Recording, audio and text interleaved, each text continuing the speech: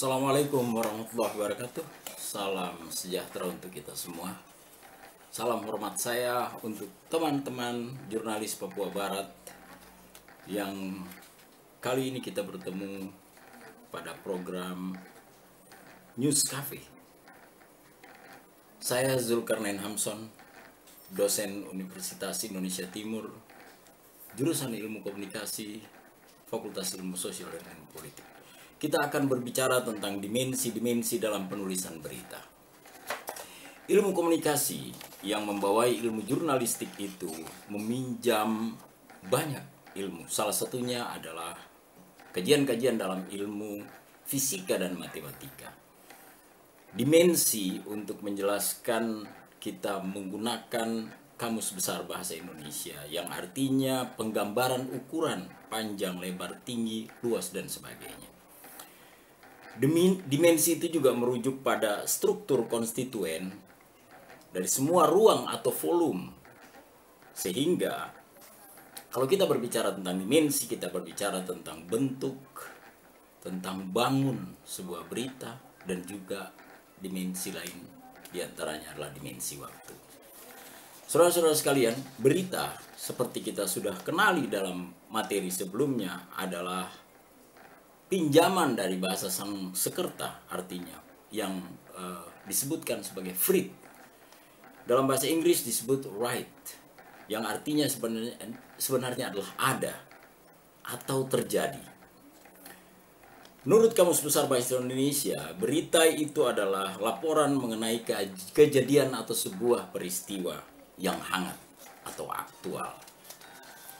Bentuk-bentuk dimensi dalam penulisan berita kita kenali ada beberapa. Pada pertemuan ini saya akan berbicara tentang dimensi penulisan berita dengan pola piramida. Piramida kita kenali sebagai sebuah situs sejarah di Mesir yang bentuknya kerucut. Pola piramida ini menjelaskan bahwa sebuah tulisan meletakkan fakta terpenting berada pada puncak dari piramida. Ini umumnya atau lazim digunakan pada media cetak yang memiliki keterbatasan ruang. Hal yang tidak lazim atau jarang digunakan pada media online yang berbasis internet saat ini. Mengapa piramida? Karena pokok-pokok persoalan atau berita itu diletakkan di atas, sehingga pembaca sudah bisa memahami dengan baik apa yang sedang dibahas dalam berita itu. Ada juga piramida terbalik. Piramida terbalik adalah lawan dari piramida yang sesungguhnya, yang pokok-pokok pemikirannya atau inti-inti pemberitaannya diletakkan pada bagian bawah. Jadi ada penggambaran tentang fenomena berita secara umum pada tahap awal. Seperti itulah gambaran piramida. Kita akan berdiskusi mengenai itu karena materinya akan saya berikan juga tertulis. Ada juga pola yang disebut dengan pola kubus. Apa itu pola kubus? Pola kubus itu adalah pola kotak persegi 4 sama sisinya. Pola penulisan ini sering digunakan oleh wartawan-wartawan yang meletakkan beberapa pokok pikiran itu secara merata, ya, merata. Kadang meletakkan di atas, meletakkan di tengah, meletakkan di bawah. Dan itu juga umumnya digunakan pada pola-pola penulisan berita online.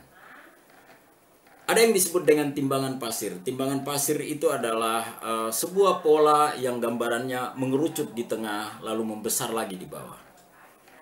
Inti pesan biasanya diletakkan pada tengah setelah gambaran umumnya lalu kemudian gambaran di bawahnya. Seperti itulah gambaran kita berbicara tentang dimensi penulisan berita. Ada juga yang disebut dengan dimensi waktu. Dimensi waktu itu adalah dimensi bila mana seseorang memulai tulisannya atau penggambaran beritanya dengan menggunakan waktu sebagai pembuka. Lazim kita melihat atau membaca berita seorang penulis atau seorang wartawan menuliskan dimulai dari waktu. Pagi ini, sore ini, malam, dan seterusnya. Itu adalah gambaran waktu. Ada dimensi tokoh. Ada juga dimensi tokoh yang sering digunakan oleh seorang penulis atau wartawan dengan menyebutkan tokoh yang dituliskan dalam beritanya. Kita bisa mendapati tulisannya presiden, gubernur, bupati, wali kota, dan seterusnya. Ada dimensi suasana. Dimensi suasana adalah dimensi yang memberi gambaran kepada kita tentang suasana di mana berita itu dimulai. Penggambaran tentang alam lingkungan dan seterusnya. Ada juga dikenali dengan dimensi tempat. Dimensi tempat seorang wartawan berbicara di mana berita itu dimulai dituliskan.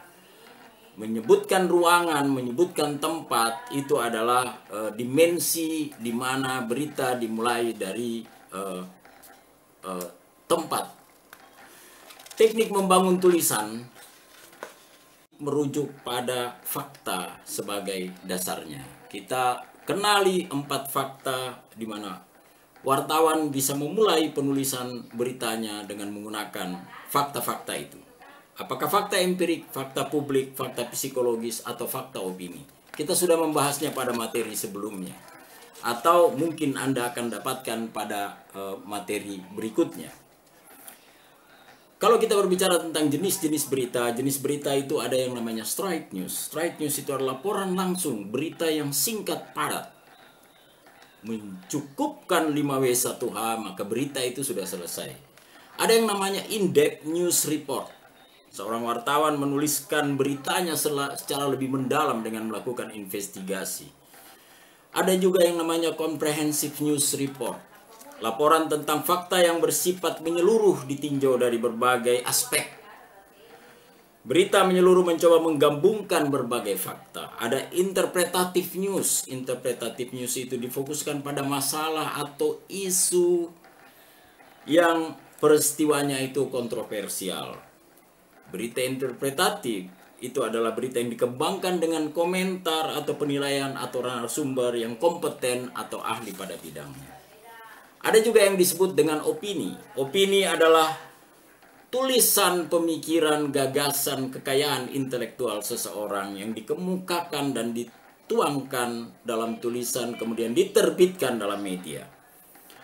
Editorial juga merupakan jenis berita. Editorial merupakan gambaran pemikiran dari media pada sebuah realitas yang terjadi dan dialami oleh masyarakat.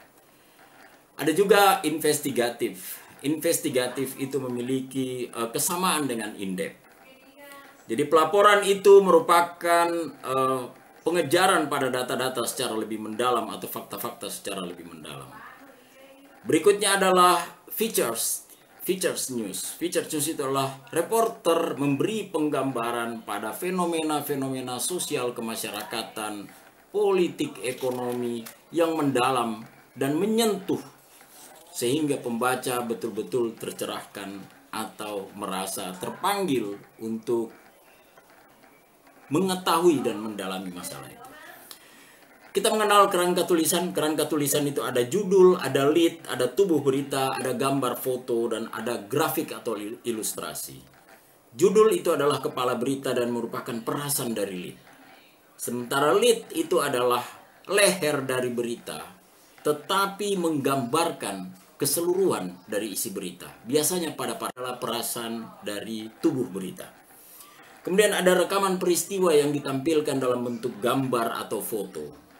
Ada juga dalam bentuk grafis dan ilustrasi bila mana fotonya tidak didapatkan.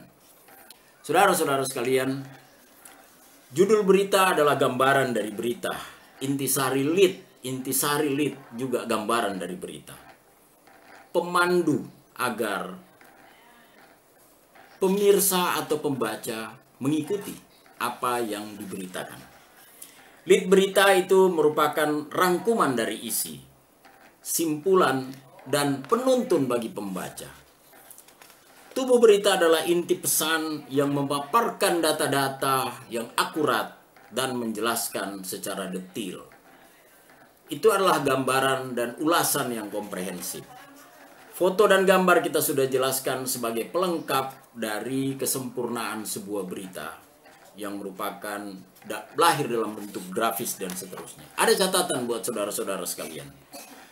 Hanya pada wartawan yang cerdas seorang redaktur terbantu dalam bekerja. Dan hanya dalam diri seorang redaktur yang cerdas, seorang pemimpin redaksi bisa lebih tenang menjalankan kebijaksanaan redaksinya.